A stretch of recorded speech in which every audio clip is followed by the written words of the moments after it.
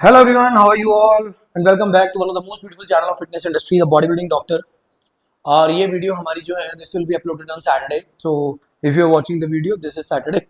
तो बहुत सारी वीडियोस अलग अलग चैनल अलग अलग वेज में हम बनाते हैं, कभी कोई तो केस स्टडी पे भी वीडियो बनाने का मैंने सोचा कि चलो कोई हम जो बनाते हैं वो केस स्टडीज पे बनाते हैं, ऐसे केसेस जिन्हें हमने स्टडी किया और उन्हें हमने सॉल्व भी किया।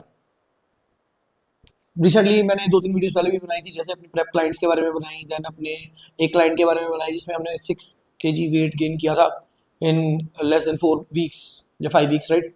तो एग्जैक्ट तो मुझे याद नहीं, बट बनाई थी। फिर प्रीति के ऊपर हमने वीडियो बनाई। तो ऐसी ही आज एक वीडियो हम लेके आए जो कि है how we reverse the hormonal crash in just 15 days. बहुत से लोगों को ना ये लगता है कि जब गायनो होता है तो उसका मेन जो पर्सपेक्टिव है, मेन रीजन है, that is due to oestrogen.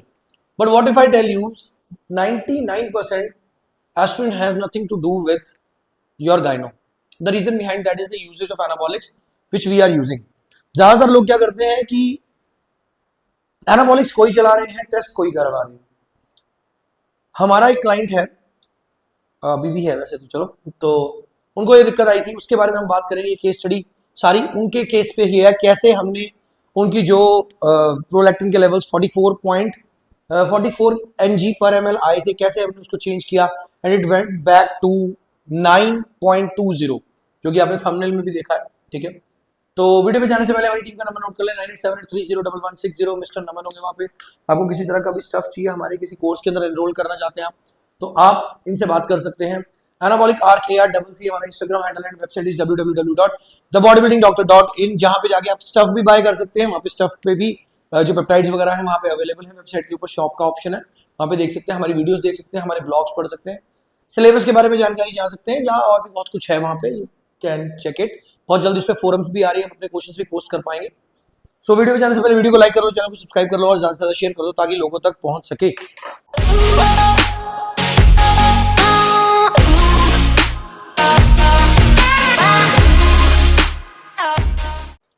So welcome back to the video once again. Video पे जाने से पहले मैं ये बताना चाहता हूँ, इनकी कोई सर्जरी नहीं हुई। हमारे पास आने से पहले he was already using anabolics, so the thing is he was already having those gyno symptoms, but the normal test जो हम लोगों ने कराया उसके अंदर गायनो के सिम्टम्स नहीं थे। So what was the situation? Section 1 में सिचुएशन के बारे में बात करेंगे। ऐसी क्या सिचुएशन थी जो हम लोगों ने, क्या होगा इसको, जो उनको गायनो फेस करना पड़ा। Actually the client name was Afan, he was 30 years old at that time. वो पीईटी साइकिल पे थे। जैसे जैसे साइकिल थोड़ा सा आगे बढ़ा, ऑब्वियसली माइक्रोडोजिंग थी, then he starting noticing puffy nipples, itching, tenderness, उनके निपल्स के ऊपर स्लाइट लंप भी उनको फील होना शुरू हो गया। तो इंस्टेड हमने गैस वर्क नहीं किया, हमने क्या किया, हमने उनका कंप्लीट हार्मोनल चेकअप करवाया, जिसको हार्मोनल पैनल भी बोलते हैं। वो हमने कंप्लीटली कराया और जैसा कि मैंने सोचा था, एज एक्सपेक्टेड, उनका जो प्रोलैक्टिन लेवल्स थे वो काफी हाई आए। That came out to be 4.24 nanogram per millilitre, जिनकी नॉर्मल रेंज होती है 3 to 19 नैनोग्राम पर मिलीलीटर। तो रेंज बहुत ज्यादा थी। एक्चुअली ये जो एक था अलार्म था कि गायनो की तरफ वो बढ़ते जा रहे हैं। और एक बार जब टिश्यू फॉर्म हो जाता है ना, मेमोरी ग्लैंड्स के ऊपर जो टिश्यू होता है, जब टिश्यू फॉर्म होने लग जाता है, फिर सिर्फ सर्जरी ही होती है, क्योंकि आप प्रॉपरली गायनो के अंदर एंटर कर चुके होते हैं। टिल द टाइम हम बोलते हैं कि ग्रेड 3 गायनो पे आप नहीं पहुंचे हो, तो आप बिना सर्जरी के ठीक हो सकते हो। लेकिन once you enter into that gyno territory ना, फिर सर्जरी ही लास्ट ऑप्शन है, और फिर वो बढ़ता भी बहुत स्पीड से। सो सेकंड हमारा जो इसका सेक्शन था, व्हाई प्रोलैक्टिन स्पाइक। इनका प्रोलैक्टिन एक्चुअली स्पाइक किया क्यों था, या नॉर्मल किसी एथलीट का प्रोलैक्टिन स्पाइक करता क्यों है। और मेरा लैपटॉप इधर करते जा रहा है। तो नॉर्मली एथलीट्स, उनको बोला जाता है कि आप अपना एस्ट्रोजन को चेक रखो। एरोमेटाइजेशन होगी, टेस्टोस्टेरोन यूज कर रहे हो, एरोमेटाइजेशन होगी तो एस्ट्रोजन बढ़ेगा, एस्ट्रोजन बढ़ेगा तो आपको गायनो हो सकता है। तो 99% एथलीट्स का जो सारा चेक रहता है ना, वो एस्ट्रोजन पे रहता है, E2 के ऊपर, ठीक है। अब और वो प्रोलैक्टिन को इग्नोर करते जाते हैं। स्पेशली देखो, ऐसा नहीं होता कि आपको एस्ट्रोजन ही चेक करना है। जो टेस्ट होते हैं ना, वो आपके उसके बेस पे होते हैं, क्या बोलते हैं, जो हम, एक मिनट इसको बंद कर,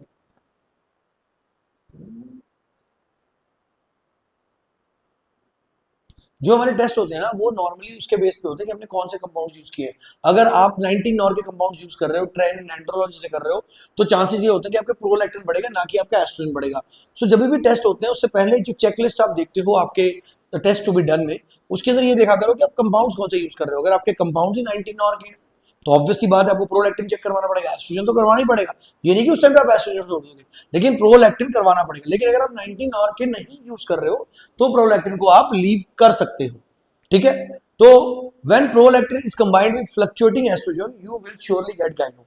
होता क्या है, एस्ट्रोजन ऊपर नीचे होता है during cycle, that is a very normal thing. लेकिन अगर प्रोलैक्टिन बढ़ रहा होता है और साथ में एस्ट्रोजन फ्लक्चुएट करता है, then you surely get gyno. This is the reason you see guys getting gyno even though their oestrogen is controlled.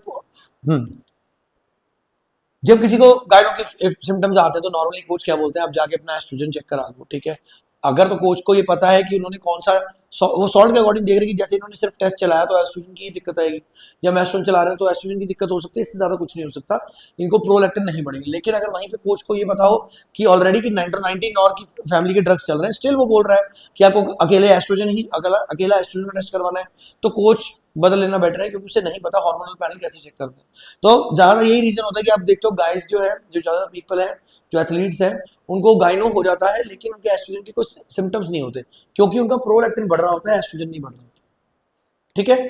तो सेक्शन 3 में here's what we did, our recovery protocol, उसके बारे में बात करेंगे हमने क्या किया जिससे अफान का जो एक्चुअल वैल्यूज थी 44.24 वो शिफ्ट होके 9.20 नैनोग्राम पर एमएल पे आ गया। सो स्टेप नंबर 1 में हमने सबसे पहले उनकी पीडी स्टैक में एडजस्टमेंट करी, 19 और के ड्रग्स उनके चल रहे थे, इसी वजह से मुझे ये भी श्योर था कि प्रोलैक्टिन ही बढ़ा होगा, एस्ट्रोजन नहीं बढ़ा होगा। सो मैंने सबसे पहले 19 और के ड्रग को चेंज किया, बंद कर दिया, और जो कि प्रोलैक्टिन को बढ़ाने में सबसे ज्यादा जरूरी होते हैं, सबसे ज्यादा मतलब उनका काम प्रोलैक्टिन को बढ़ाना ही होता है। जैसे हम बोलते हैं ना कि टेस्टोस्टेरोन यूज कर रहे हैं तो एस्ट्रोजन में चेंज होगा, उसी तरह जब 19 और के ड्रग्स होते हैं तो प्रोलैक्टिन हमारा हमेशा ऊपर जाता है। सेकंड स्टेप में हमने कैबरगोलिन बिल्कुल भी यूज नहीं करी। आजकल ये जितना भी इंस्टाग्राम सोशल मीडिया पे चल रहा है कि आपको गायनो हो गया, आप कैबरगोलिन यूज कर लो, प्रोलैक्टिन बढ़ा हुआ है, कैबरगोलिन यूज, कैबरगोलिन के बहुत सारे साइड इफेक्ट्स हैं। नॉर्मली आप कैबरगोलिन को डायरेक्टली यूज नहीं कर सकते, ये कोई एस्ट्रोजन ब्लॉकर नहीं है कि आप जैसे मर्जी इसको यूज कर लोगे। इसके जितने इसके बेनिफिट्स आपको दिख रहे हैं ना, उससे ज्यादा इसके साइड इफेक्ट्स होते हैं।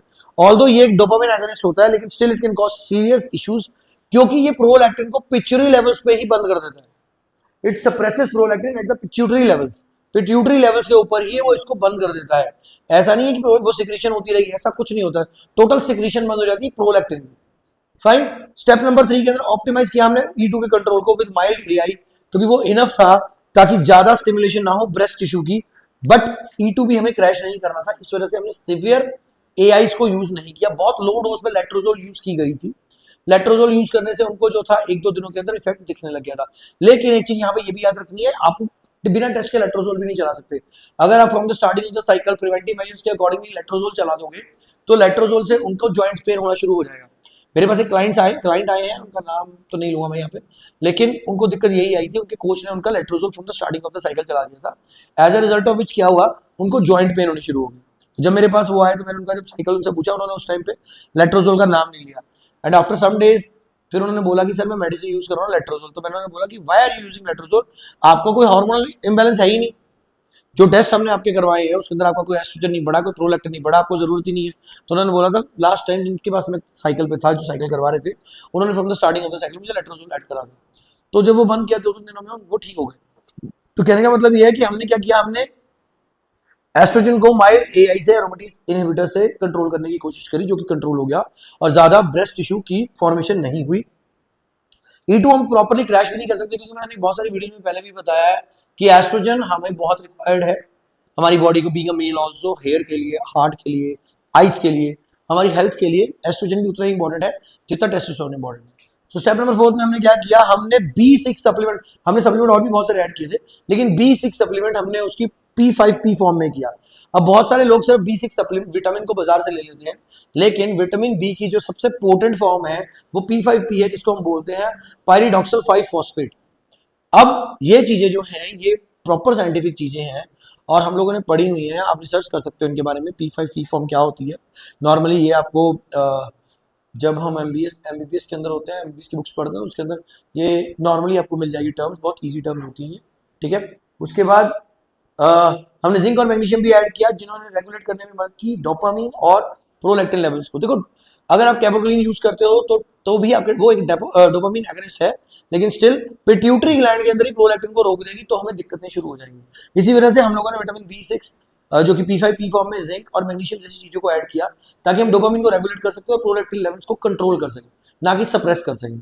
स्टेप नंबर 5 में हमने BPC 157 यूज किया और TB 500 यूज किया।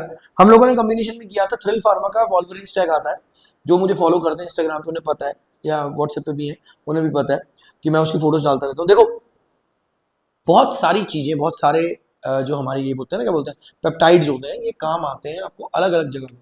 अब कुछ लोग इंस्टाग्राम पे मुझे टैग किए बिना, मतलब मेरा काम देख देख के इतने ऑब्सेस हो चुके हैं कि वो अपनी भाषा में लिख के नीचे मेड इन जलंधर लिख देते हैं कि like this is not made in Jalandhar.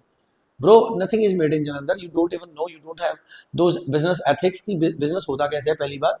दूसरी बात, medicine, you can't create medicine in a closed room, you need certain what we call licenses for that, and there are many brands in this whole world जो आपको अच्छी अच्छी pricing देती हैं। अब आप कहीं तक नहीं पहुंच पाए इसका मतलब ये नहीं है कि कोई दूसरा भी नहीं पहुंचेगा। So anyhow coming back to the point, BPC 157 body protective compound होता है, मैंने इसके ऊपर भी वीडियो भी रिसेंटली बनाई है हमने। BPC 157 हमने यूज किया क्योंकि जो ग्लैंड के अराउंड इन्फ्लेमेशन थी वो उससे कम हो जाती। जी ये बिल्कुल सही है।